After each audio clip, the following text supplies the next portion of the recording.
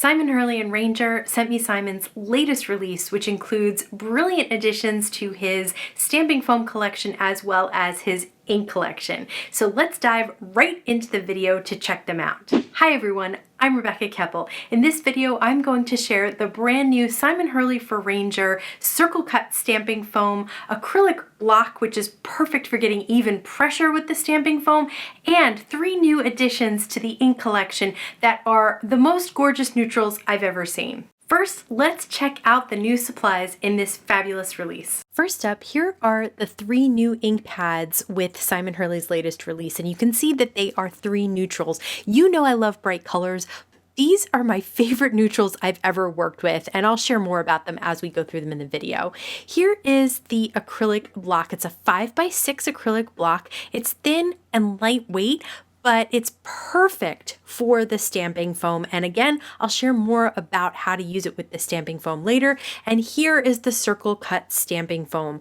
I love the look of circles on cards, so this is absolutely just a great addition to the stamping foam collection. And there you can see the acrylic block is the perfect size for that stamping foam. Now let's use these new supplies to make some card backgrounds. To apply the stamping foam to the acrylic block, you'll need some kind of tape. You can use masking tape. I really like the painter's tape. I think that's what Simon uses as well. And that's removable. So you'll be able to take it off and put it back on, no problem. You can clean up any gunk that's left on that acrylic block and it'll be good as new. So I just put a piece that's big enough to fit behind the circle part that comes out of the circle cut foam. And now I'm going to heat it up right on the block. So you want to attach it to the block before you heat it so that when you flip it over to place it on something to get an impression, you can get really good pressure because you're pressing on a block rather than just a piece of foam. So I used a Simon Says Stamp embossing folder with stars, and now I'm using the Shady ink on that embossed textured stamping foam. And this is definitely the better way to go here. You can see I was trying to tap, tap, tap. Then you kind of get those lines from the ink pad. So if you swipe it rather than tap, you're going to get a smoother look. Now, I like to do both stamping just as is and then doing the spritz of color as well, spritz of water as well. And it just gives you 2 totally different looks, which I think is really cool, all the different effects you can achieve. So I absolutely love this one as is, but a little spritz of water to the remaining ink and you get a whole other more watercolory kind of effect from that stamping foam with the impression. Also beautiful, much lighter, just a totally different look. And to clean it, just spray some more water with that distress sprayer or whatever you have and just wipe it clean. So these are really easy to manage and deal with, especially with ink that is water-based. So I'm going to heat it up, and this time I'm going to flip it over and place it on Simon Hurley's Pinstripe stamp background. I absolutely love that now you can create a circle of whatever texture you're creating. Here I'm going to use 2 different colors of ink. I love this cookie dough. It's a really nice neutral that surprisingly I think goes really well with pink. I never thought to use kind of a light brown with pink like this, but I absolutely love that effect. So if you're like me and you always gravitate towards those bright colors, I definitely recommend trying out these neutrals. They are a really nice trio of neutrals. Okay, here I did do a little bit of water spritz and you get kind of that watery look at the top with kind of the droplets. It just really gives you a whole other effect to one impression and one look. Here I am going to do the heat setting and then press it into a stencil. If you've never seen this before, it's pretty amazing that a stencil is deep enough to create an impression that you can then use as a stamp. So this time I went with the Weeping Willow, which is kind of the darker chocolatey brown, and it is also gorgeous. And I have to say, these neutrals work really well with the other Simon Hurley inks. Of course, you could use them with whatever inks you already have.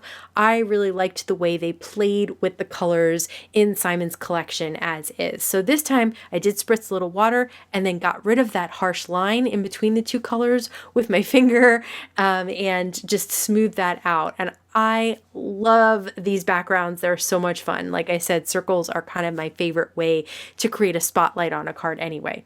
I did want to use the outside of the die cut circle as well, so I'm using two pieces of the tape. It's actually the same piece of tape from the beginning. Cut it into two and it still had enough tack to hold it in place. Again, when you're heat setting this, you want to make sure you get all around the entire shape to make sure it's hot enough to get the impression, but you can see it worked perfectly here.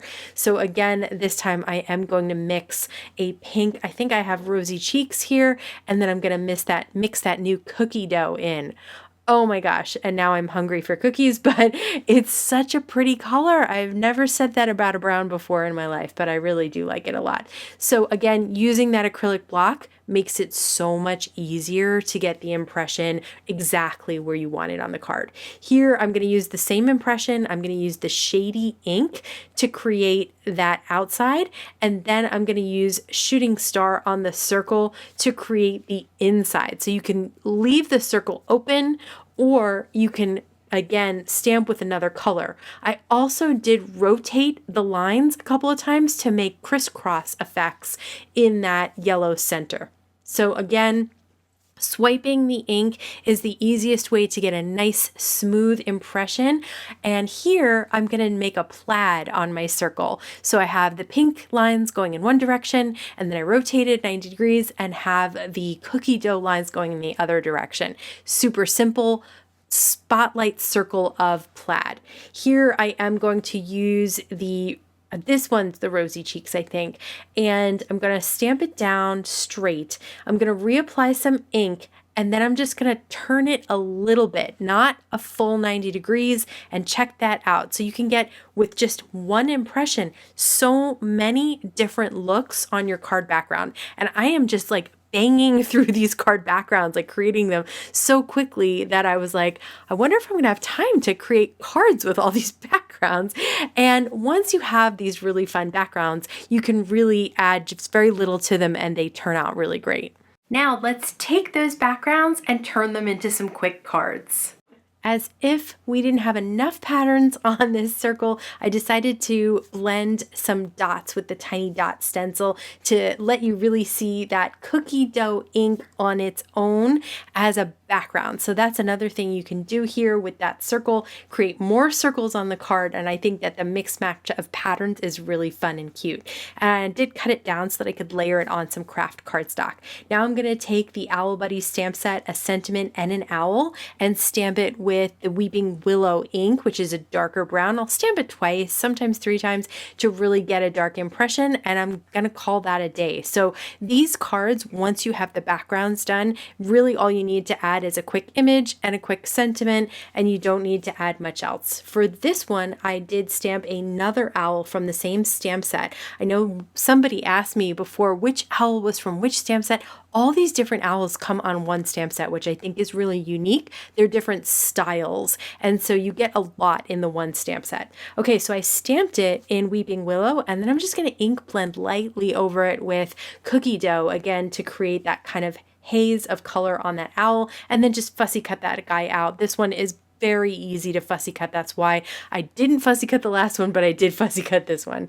I'm going to take that star background and apply it to an A2 piece of black cardstock and then pop up the owl for this one. And again, very simple, but so much fun to create. Okay, this time I'm going to move on to the Pretty Peonies stamp set. These flowers, there's some open flowers. There's also layers that you can create with them.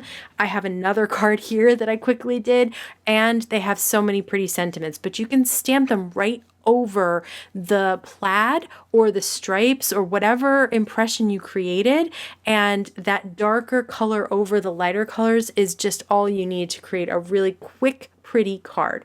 This time I left the center open, so I'm going to take advantage of that since it's white in the center, and I am going to do the layering for this stamp set. So you can add color to the flower with a second layer there, and you can add color to the leaves and stems with a second layer there, and then just a simple sentiment on top. So these 3 cards came together literally in a matter of minutes. Once you have your backgrounds done, just stamp a sentiment and an image and you're pretty much good to go. Here, I'm going to do the same thing again over this one. This time I'm using the Shady ink. It's a really nice dark gray, which honestly I don't have. I have some light grays, I have blacks. This dark gray is really great. It's just a beautiful color. I did want to share that these just go with a variety of stamp sets and themes. So this time I'm going to use Pirate Party, and I'm using that large stamp that's kind of like a pirate map. So I'm just going to stamp it right over that background. The background kind of looks like sand and ocean or sand and sky. So I thought it was a perfect backdrop to the map. And then thanks for guiding me in the right direction is the sentiment that goes right underneath. And that one I did stamp with VersaFine so it would really stand out. I don't know about you, but I love the look of circles or spotlights on cards. So the circle stamping foam was just a big hit for me. What was your favorite supply from this release? Let me know in the comments below. Don't forget, Simon Hurley already released heart stamping foam, large stamping foam, and I have videos using those, so I'm gonna link to those over here. As always, I wanna thank you so much for spending time with me today. Please stay safe, stay healthy, and I'll see you again soon. Nope. Not stay tuned. Okay, calm down because the voice. I think we're gonna have to start this whole thing over again.